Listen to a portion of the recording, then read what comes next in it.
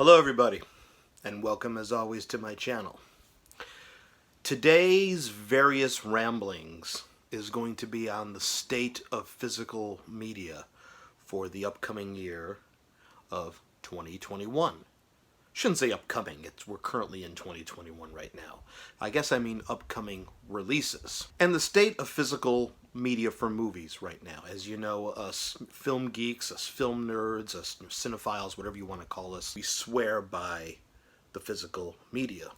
Blu Ray discs, 4K UHD Blu Ray discs, that is really the only way to go with this. I mean, we could talk about bit rate on streaming versus the discs.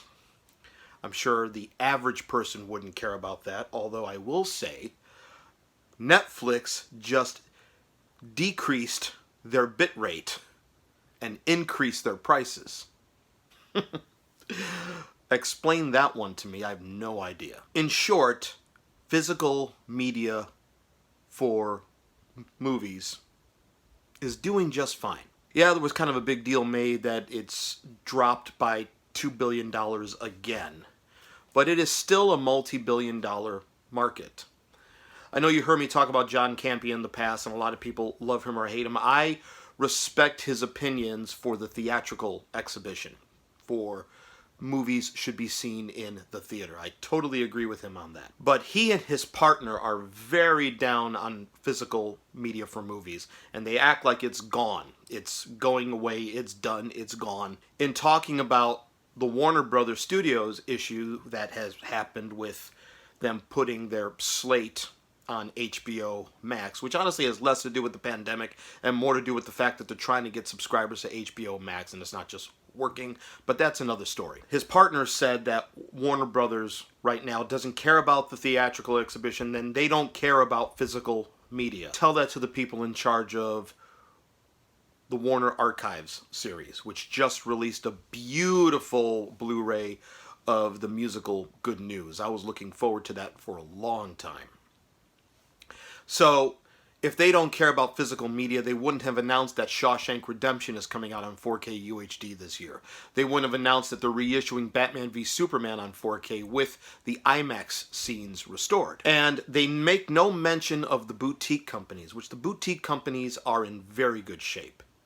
And I'll get to that in a second here. But I go back to my initial argument that I've made on several videos going back. What streaming has done, it has taken the place of going to the video store. It has taken the place of going to Blockbuster on the weekends. That's where streaming has really evolved. So people could Netflix and chill, Disney Plus and chill. And I'm not against streaming. I think streaming is a wonderful thing. In fact, I have to applaud Netflix for the way that they are giving filmmakers who would not get a chance by Hollywood studios in recent years with their ideas of going to Netflix and doing films that are big in scope and films that are challenging. I will argue that Netflix is the new United Artists. Owning movies on video, be it back in the 90s, VHS and or Laserdisc, was always a niche market. People weren't like me. I couldn't have a Laserdisc player. Nobody had stacks and stacks of VHS tapes in their home, organized by director, which is the way I do things. Nobody had that. Nobody had tons of DVDs when I made the switch to DVD. Again, the same way. Nobody has this. It was never really designed for the mass market. It was always designed for that niche group of collectors. And I argue that that is what it's going back to. It's not going away. It's evolving back to what it originally was, a niche market. But it is still a very big market. The boutique companies are in very good shape. I have a friend who is a great guy. He hosts screenings of movies at Alamo Drafthouse, and he's friends with people at Severin Films. They are a boutique company specializing in a lot of great cult films. And Seven Films is in beautiful shape. You now have the boutique companies like Shout Factory and their subsidiaries Scream Factory and Shout Select, Arrow and their two divisions, Arrow Academy and Arrow Video, Kino Lorber Studio Classics, who are making the leap to 4K UHD, which is very good. Arrow's in great shape. One of my favorite releases of last year was the 1980 film Flash Gordon. Dolby Vision, beautiful, big budget camp. I love it. And that's a 4K release. They're making the leap to 4K. Now, Criterion hasn't done that, and there are reasons why Criterion hasn't done that. But hopefully Criterion will do that.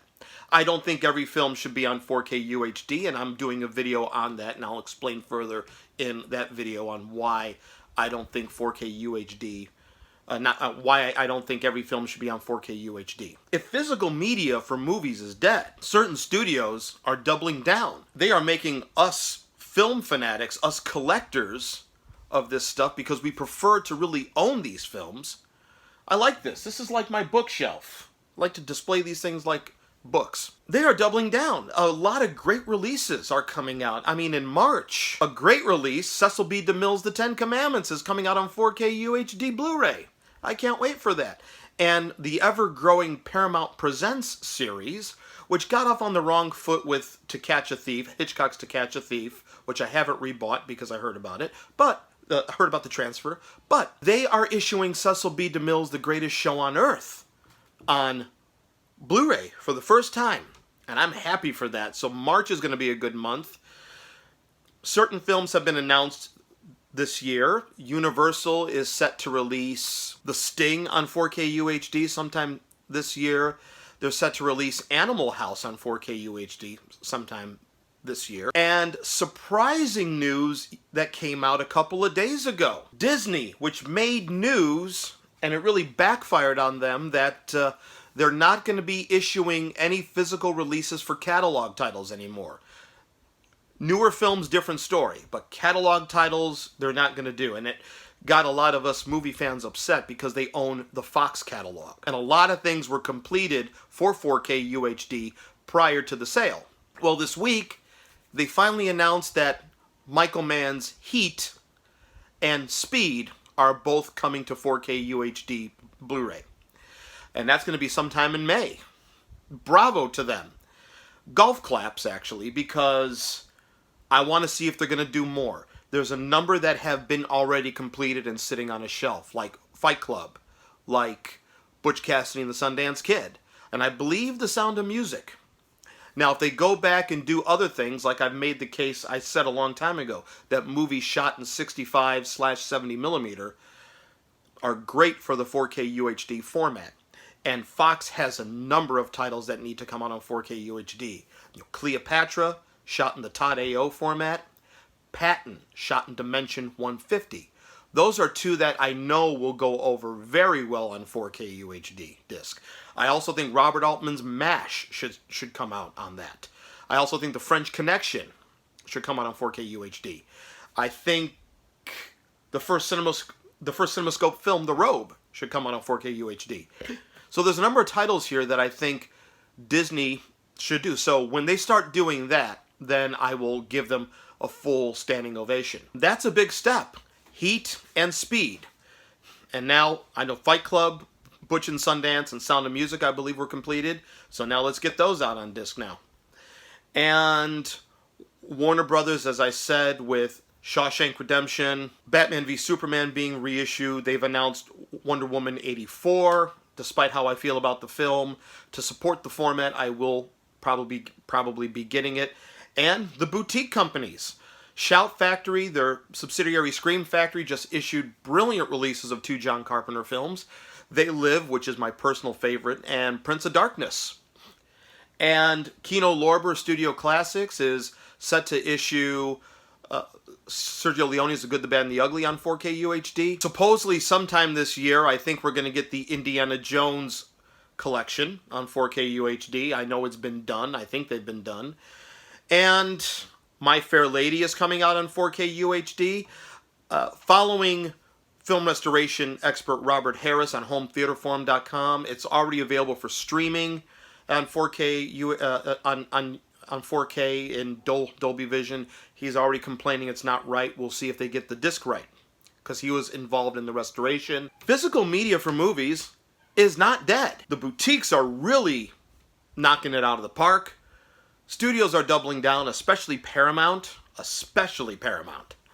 They just released the Eddie Murphy films on 4K this holiday season. 2 Christmas gifts for myself was Beverly Hills Cop and Coming to America. So it's going good. It's going back to a niche market like it used to be, but that's a good thing.